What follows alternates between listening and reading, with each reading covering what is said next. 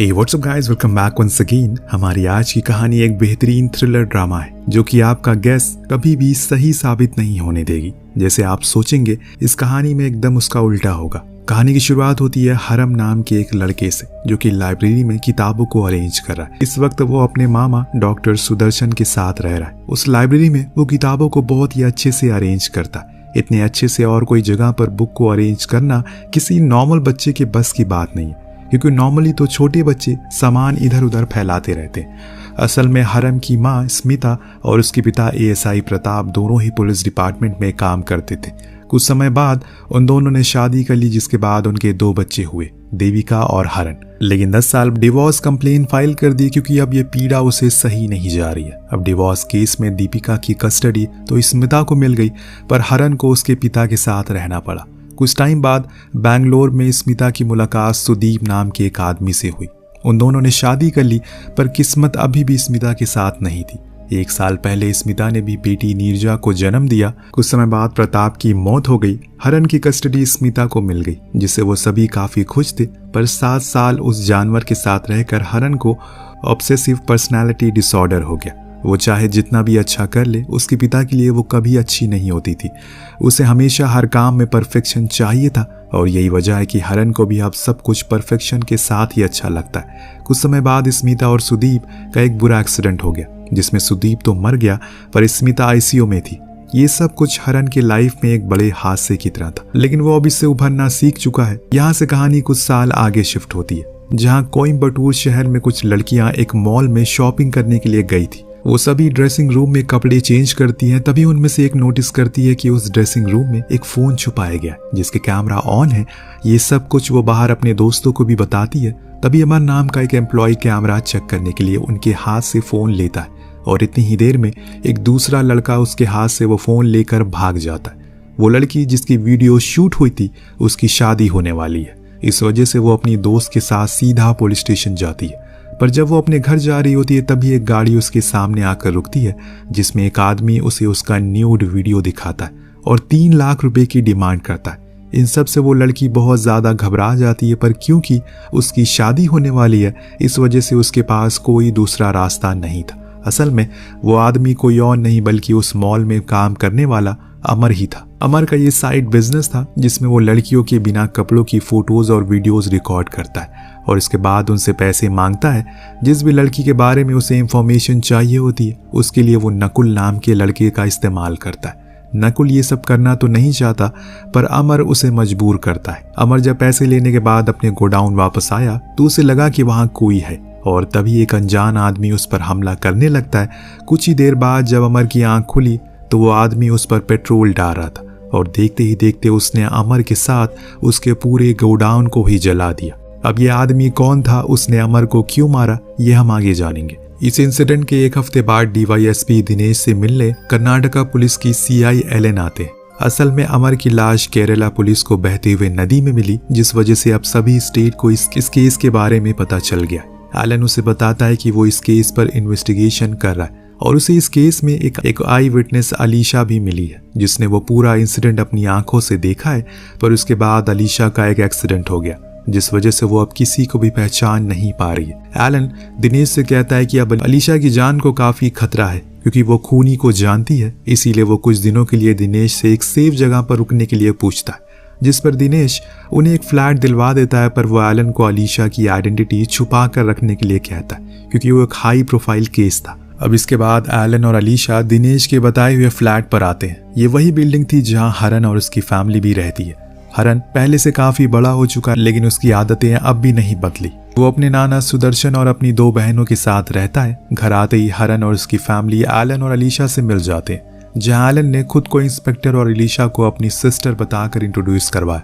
अलीशा को अब भी कुछ याद नहीं था, वो अपना खुद का चेहरा तक भूल चुकी है, जिस बात से वो काफी परेशान थी। अगले दिन दिनेश, जो कि खुद भी उस बिल्डिंग में रहता है, उसके घर में चोरी हो गई। चोर को उसके छोटे बेटे ने देखा, जिस वजह से दिनेश एक स्केच आर्टिस्ट से स्केच बनवा रहा है। पर जब हरण वहां पहुंचा तो उसने नोटिस किया कि शायद स्केच कुछ ठीक नहीं बन रहा है, जिस वजह से वो खुद उस लड़के के अकॉर्डिंग बताए हुए स्केच बनाने लगता है। जहां ये बात सामने आई कि असल में तो इस लड़के ने उस चोर को देखा ही नहीं था। जब उसे इस बारे में पूछा गया तो उसने बताया कि उसकी छोटी बहन ने असल में उसे देखा था, पर वो बताने से घबरा रही है। जिसके बाद उस लड़की से हरन ने स्केच बनवाए और स्केच बनते ही दिनेश की पत्नी ललिता उस आदमी को पहचान गई। हरन इतनी अच्छी स्केचिंग कर लेता है, यह बात किसी को अब तक पता नहीं थी, पर सुदर्शन उसे देखकर मुस्कुरा रहा है क्योंकि उनकी बहन यानी कि हरन की मां स्मिता भी एक पुलिस स्केच आर्टिस्ट थी और यही वजह है कि वो स्केच बनाने में इतना माहिर है। खैर, अब हरन को देखकर एलन को एक आइडिया आता है। एक रात वो उसे मिलने जाता है और बताता है कि अलीशा असल में एक केस के सिलसिले में वहां फंसी हुई है। बिना केस की डिटेल शेयर किए एलन ने हरन को अलीशा की मेमोरी के थ्रू एक स्केच बनाने के लिए कहा, जिस पर पहले तो उसने मना कर दिया क्योंकि उस हादसे को काफी हफ्ते हो चुके, पर फाइनली कुछ सोचकर वो मान जाता है। अगले दिन अलीशा और हरन स्केच बनाने के लिए बैठे। अलीशा सभी डिटेल बड़ी ही एक्यूरेट तरीके से बता रही थी, जिसके कुछ ही देर बाद हरन ने बीच में ही सेशन को बंद कर दिया। एलन से कहा कि अलीशा सही इंसान का स्केच नहीं बनवा रही है। उसने एलन को कई सारे दूसरे केसेस के एग्जाम्पल भी दिए, इसमें लोग गलत फेसेस बनवा देते हैं या फिर एक्चुअल क्रिमिनल और सस्पेक्टेड पर्सन के बीच डिफरेंस समझ नहीं पाते। पर एलन को ये समझ नहीं आ रहा है कि बिना पूरा स्केच कंप्लीट किए हरन फाइनल कंक्लूजन पर कैसे आ सकता है, जिस पर हरन उसे उसका बनाया हुआ अधूरा स्केच दिखाता है। स्केच देखकर एलन के पैरों तले जमीन खिसक गई, क्योंकि वो स्केच तो खुद हरन का ही था। लेकिन अगर वो क्रिमिनल है तो अलीशा को उसका स्केच बनाने की क्या जरूरत थी? वो तो डायरेक्टली उसे पहचान सकती है, जो बात सही भी थी। इन सब के बाद हरन एलन और अलीशा के साथ उस जगह पर जाने का डिसाइड करता है जहां पर वो एक्चुअल इंसिडेंट हुआ था। रास्ते में वो अलीशा को उस हादसे के बारे में सब कुछ अच्छे से याद करने के लिए कहता है। उस जगह पर जाकर हरन पूरी तरह से शॉक हो जाता है, पर वो इस बात को बिल्कुल भी अपने फेस तक आने नहीं देता। अब एक बार फिर अलीशा के कहने पर वो स्केच बनाता है, लेकिन इस बार वो एक दूसरे आदमी का स्केच बनाता है। पर अब एलन को कहीं ना कहीं हरन पर शक हो चुका है। इस वजह से वो उस स्केच को एक बार अलीशा से रिकंफर्म करता है, जिस पर अलीशा उसे देखकर कहती है कि ये वही आदमी है। ये सब सुनकर हरन को कुछ भी समझ नहीं आ रहा है। उस रात वो अपनी सिस्टर को हॉस्पिटल भेज देता है और अपनी कैट पर एक डिवाइस लगाकर अलीशा के फ्लैट में भेज देता है। असल में दोस्तों, हरन ही वो इंसान है जिसने अमर को मारा था, पर उसे ये बात समझ नहीं आ रही है कि अगर अलीशा ने उसे उस रात देखा था तो वो उसे सामने से पहचान क्यों नहीं पा रही है, और उसने गलत आदमी के स्केच पर भी कुछ क्यों नहीं कहा। इन सभी सवालों का जवाब पाने के लिए उस रात हरन अलीशा के फ्लैट पर जाने का डिसाइड करता है। वो दरवाजा खोल ही रहा होता है कि तभी वहां डॉक्टर सुदर्शन आ जाते हैं, जिनके पूछने पर वो एक बहाना बना देता है। कुछ देर बाद वहां एलन भी आता है, पर जब वो गेट ओपन करके देखता है तो वहां पर अलीशा गन लेकर खड़ी थी, क्योंकि उसे इस बात की आहट लग चुकी है कि शायद घर में कोई घुसने की कोशिश कर रहा है। यहाँ जब तक एलन उसे अपना नाम नहीं बताता वो गन नीचे नहीं रखती। ये सब देखकर डॉक्टर सुदर्शन समझ जाते हैं कि कहीं ना कहीं अलीशा के साथ कुछ प्रॉब्लम है। इसीलिए अगले दिन वो उसका सीटी स्कैन करवाते हैं, जहां ये बात सामने आती है कि उस इंसिडेंट के बाद अलीशा के ब्रेन का एक पार्ट काम नहीं कर पा रहा है, जिसकी वजह से वो लोगों के चेहरे को पहचान नहीं पा रही है। वो किसी इंसान को बस उसके बालों का स्टाइल, कपड़ों से ही पहचानती है। असल में उसे फेस ब्लाइंडनेस नाम की एक बीमारी हो गई है, क्योंकि उसका ब्रेन का वो हिस्सा जो फेशियल रिकग्निशन करता है वो काम नहीं कर रहा है। अब तक तो अलीशा ने कभी इस बात पर ध्यान नहीं दिया, पर आज उसे भी सब चीजें समझ आ रही है। इस बात का पता चलने पर हरन को भी उससे जवाब मिल गया, पर उस बात से अब एलन का शक और भी गहरा हो जाता है। इन सब के बाद अलीशा अपनी पुरानी जिंदगी याद करती है, जहां वो एक टीवी रिपोर्टर हुआ करती थी। उस वक्त उसकी मुलाकात नकुल से हुई, जो अमर को एक्सपोज करना चाहता है। जब अलीशा ने अपनी थ्योरी अपने बॉस को बताई तो उन्होंने बिना किसी प्रूफ के उस स्टोरी को रिलीज करने के लिए मना कर दिया। उस दिन एक बार फिर वो नकुल से मिली, जिसने उसे एक ऑडियो क्लिप दी। ये केस बहुत सीरियस था, इस वजह से अलीशा ने पुलिस में रिपोर्ट करना ठीक समझा। जिस ऑफिसर को उसने रिपोर्ट किया वो कोई और नहीं बल्कि एलन ही था। एलन के सामने अलीशा ने नकुल के बारे में कुछ भी नहीं कहा, क्योंकि उसने पहले ही अपनी आइडेंटिटी को रिवील करने से मना कर दिया। जिसके बाद एलन ने उससे कहा कि वो कल तक अमर को पकड़ लेगा। उसी रात उसकी बॉस का कॉल आता है, अगर वो उन इंसिडेंट की कुछ वीडियो रिकॉर्डिंग भी प्ले कर दे तो उसकी रिपोर्ट को वो कंसीडर कर सकती है। अमर के ऊपर अलीशा के पास काफी जानकारी थी, इस वजह से उसने उसके गोडाउन जाकर कुछ रिकॉर्डिंग करने का डिसाइड किया। वो अपनी दोस्त की स्कूटर से वहां पहुंच गई, चुपके से रिकॉर्डिंग करने लगी, जिसके कुछ देर बाद वहां हरन आया।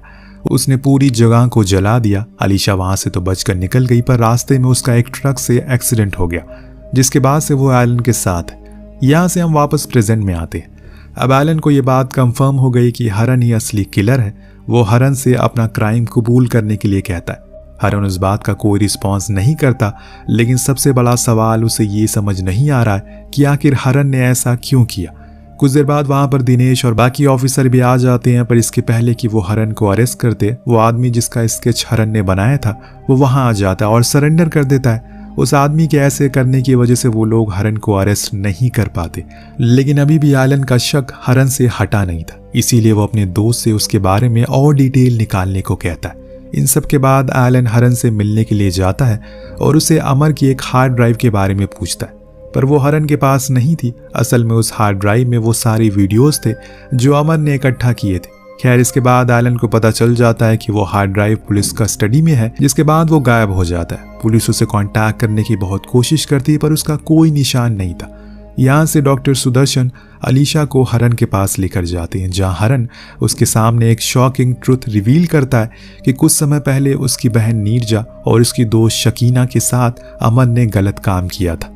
ये जानकर उसे बहुत गुस्सा आया, पर देविका ने उसे रोक लिया, जिसके बाद उसने अपने काम की छुट्टी ली और सभी लोग कुछ टाइम के लिए अपने होम टाउन आ गए।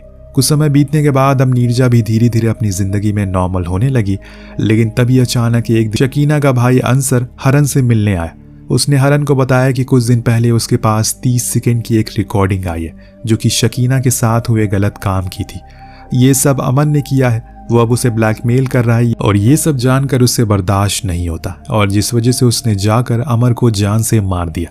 ये सुनकर अलीशा को एक बड़ा शौक लगा, पर उसे अब हरन सही भी लगने लगा। वहीं दूसरी तरफ एलन ने भी ये पता लगा लिया कि अमर भी एक विक्टिम है। नीरजा का हरन स्टेप ब्रदर है, जिससे उसे सारी कहानी समझ में आ गई। वहीं एलन के ना मिलने पर कर्नाटका पुलिस स्टेशन कॉल करता है, जहां से पता चलता है कि एलन अब कोई पुलिस इंस्पेक्टर है ही नहीं, बल्कि वो एक क्रिमिनल है जिसे पुलिस ढूंढ रही है। ये क्या, जिसे हम ऑफिसर समझ रहे थे वो तो खूनी निकला। ये सब सुनकर दिनेश खुद शॉक रह जाता है। इधर हरन दिनेश को कॉल करता है और उस हार्ड ड्राइव के बारे में पूछता है, पर वो कहता है कि आखिर उसका इस केस से क्या लेना देना, जिस पर हरन उसे समझाता है कि वो हार्ड ड्राइव एलन के लिए बहुत जरूरी है, इस वजह से उन्हें ये जानना होगा कि उसके अंदर क्या है। अब यहाँ हरन खुद सब कुछ उसे बता देता है। उस हार्ड ड्राइव पर बहुत से सीक्रेट कोड लगे हुए थे, जिसकी वजह से उसे तोड़ पाना आसान नहीं था। इसीलिए इस काम को करने के लिए वो लोग नकुल से कांटेक्ट करते हैं, जो इसमें एक्सपर्ट था। वो हार्ड ड्राइव लेकर 1 घंटे के लिए नकुल से मिलने जाते हैं, पर इस बीच एलन उनका पीछा करता है और उनका एक्सीडेंट करवाने की कोशिश करता है। उसे बचने के लिए हरन अलीशा को एक गोडाउन में ड्रॉप कर देता है। शाम होने पर अलीशा वहां से बाहर आती है, तभी हरन उसे लेने के लिए आ जाता है। इसके बाद वो दोनों दिनेश से मिलने जाते हैं, तभी अचानक हरन दिनेश को गोली मारकर वहां से भाग जाता है। इन सब के 48 घंटे बाद अलीशा डॉक्टर सुदर्शन को कॉल करती है। जब वो वहां आते हैं तो उन्हें पूरी कहानी बताती है, और इस वक्त वहां नकुल भी पहुंच जाता है, जिसने दिनेश का खून होते हुए देखा था। असल में नकुल उस लोकेशन पर कुछ देर पहले ही आ गया, जिसे उसने सब कुछ देख लिया था। तभी वैन में से हरन निकल कर आता है, जिसको देखकर अलीशा घबराने लगती है। पर यहाँ पर डॉक्टर सुदर्शन उसे समझाती है कि जिस आदमी को उसने दिनेश का खून करते हुए देखा था वो हरन नहीं बल्कि एलन था, क्योंकि उसने हरन की जैकेट पहनी थी। इस वजह से अलीशा अपनी बीमारी की वजह से उसे पहचान नहीं पाई। यहाँ हरन उसके सामने एलन जेकब की सच्चाई बताता है। असल में एलन जेकब को विटनेस प्रोटेक्शन के लिए पुलिस ने अपॉइंट किया था, पर वो पैसों के लिए उन विटनेस की आइडेंटिटी को क्रिमिनल मार्केट में बेच दिया करता था, जिसके लिए उसे बहुत सारे पैसे मिलते थे, और सुप्रिया नाम की लड़की इन सब में उसकी पार्टनर थी। इस बीच पुष्पनाथ नाम के एक आदमी ने एक खतरनाक गैंगस्टर रघुनाथ के खिलाफ कोर्ट में गवाही दी थी, और इस बात का पता लगने पर चिन्नप्पा ने घर में घुसकर उसे मार दिया। और ये सब पुष्पनाथ की पत्नी ने देख लिया, जिसके बाद वो उस मर्डर की आई विटनेस बन गई और कोर्ट में उसने चिन्नप्पा के खिलाफ गवाही दे दी। एज यूजुअल चित्रा माल की आइडेंटिटी को भी एलन ने ही रिवील कर दिया, जिसकी वजह से अगले दिन उस पर हमला हो गया। इन सब के बाद गवर्नमेंट ने एलन को उसकी पोजीशन से हटा दिया, पर अब चित्रमाल एलन को ब्लैकमेल करने लगा, क्योंकि अगर चित्रमाल ने गवाही दे दी तो वो नहीं बच सकता है। इन सब से परेशान होकर फाइनली एलन ने चित्रमाल को मारने का प्लान बनाया। कोर्ट की हेयरिंग से पहले विटनेस को एक फ्लाइट बोर्ड करके जाना होगा, और ये बात एलन को पता थी, और इस वजह से उसने एयरपोर्ट पर काम करने वाले 2 लोग को पकड़ा। उसमें से एक था अंसर, जो वहां पर ड्राइवर की ड्यूटी करता है। दूसरा था एयर ट्रैफिक कंट्रोलर, जो कि फ्लाइट को गाइड करता है। दोनों की बहनों का उसने अंसर से गलत काम करवाया और उन्हें ब्लैकमेल करने लग गया। ये काम करवाने के लिए इसके बाद अब सभी लोग फाइनल प्लान को एग्जीक्यूट करने में लग जाते, जो था एलन और उस आदमी को पकड़ना जो कि उस फ्लाइट में विटनेस को मारने वाले थे। वहीं दूसरी तरफ एलन अब हरन के घर पहुंच गया जहां सिर्फ देविका और नीरजा थी। यहां हम सभी के सामने हरन की असली आइडेंटिटी रिवील होती है। असल में हरन कोई बेरोजगार आर्टिस्ट नहीं बल्कि वो था एक स्काई मार्शल जिन्हें प्लेन हाईजैक जैसी सिचुएशन को संभालने के लिए प्लेन में रखा जाता है, जिसका मतलब था उसके पास पूरे एयरपोर्ट का एक्सेस था। तो यहाँ पर हरन अपनी हायर अथॉरिटीज को इस रिस्क के बारे में बता देता है और उनके साथ मिलकर एक प्लान बनाता है। वो खुद भी नॉर्मल पैसेंजर के कपड़े पहनकर सभी में घुल मिल जाता है। वहीं दूसरी तरफ एलन देविका से उसकी मदद करने के लिए कहता है। असल में देविका एक डॉक्टर थी और एलन को वहां से निकलना था, इस वजह से उसने देविका को एक पेशेंट होने का नाटक करता जिसकी फेस सर्जरी होनी है। अपनी बहन के खातिर देविका को भी इस काम को करना पड़ता है। वहीं दूसरी तरफ हरन, नकुल और अलीशा उस आदमी को ढूंढने की कोशिश कर रहे हैं जो उस फ्लाइट में चित्रमल को मारने के लिए आया था। अलीशा सभी पैसेंजर के चेहरे ध्यान से देखने की कोशिश कर रही है ताकि उसे कोई हिंट मिल सके। तभी नकुल हरन को बताता है कि उस फ्लाइट में सिर्फ चित्रमाल ही नहीं बल्कि 7 ऐसे हाई प्रोफाइल केसेस के विटनेस ट्रैवल कर रहे हैं जिनकी एलन ने पहचान बेच दी है, पर उन्हें यह समझ नहीं आ रहा है कि वो उन सभी को ऑन फ्लाइट कैसे मारेगा। इसके बाद हरन चिनप्पा के पास जाता है जो उसी फ्लाइट में बिजनेस क्लास में ट्रैवल कर रहा था, पर चिनप्पा को भी इस बारे में कुछ पता नहीं है कि आज क्या होने वाला है, क्योंकि अब एलन ने उसे इस प्लान के बारे में बताया तब उसने खुद ही उसमें शामिल होने से मना कर दिया। तभी अचानक हरन के दिमाग में एक बात क्लिक करती है। एलन ने इस प्लेन को एग्जीक्यूट करने के लिए एयरपोर्ट के 2 लोगों को हायर किया था, जिसमें से अंसर की जगह तो हरन ने ले ली, पर एक और विक्टिम नेविदिता थी जिसके पापा एटको में थे। इसका पता चलते ही हरन तुरंत अपने कमांडर से कांटेक्ट करता है ताकि उस एक्टो को रोक सके। असल में दोस्तों एक्टो प्लेन को मैन्युअली कंट्रोल करते हैं और बड़े ही आराम से किसी भी प्लेन को क्रैश करवा सकते हैं। अब जैसे ही वो एक्टो अपना काम करने वाला था उसी वक्त कमांडर वहां पहुंच जाता और वो फ्लाइट और सभी पैसेंजर को बचा लेते। पर इस वक्त तक एलन एक दूसरी फ्लाइट बोर्ड करके वहां से जा चुका था। सब कुछ ठीक होने के बाद भी हरन एलन को ढूंढता रहता है जो कि एक फेक आइडेंटिटी के साथ घूम रहा था। कुछ समय के बाद हरन एक प्राइवेट जेट बोर्ड करता है जिसका स्काई मार्शल था हरन शंकर, और इस फ्लाइट में हरन एलन को फेस करता और उसे बुरी तरह से घायल करके मार डालता है। और इसी बेहतरीन सीन के साथ ये कहानी यहीं पर खत्म हो जाती है। well, आपको कहानी कैसी लगी हमें कमेंट करके जरूर बताएगा। मिलते हैं अगली वीडियो में। Thank you so much watching. Peace out.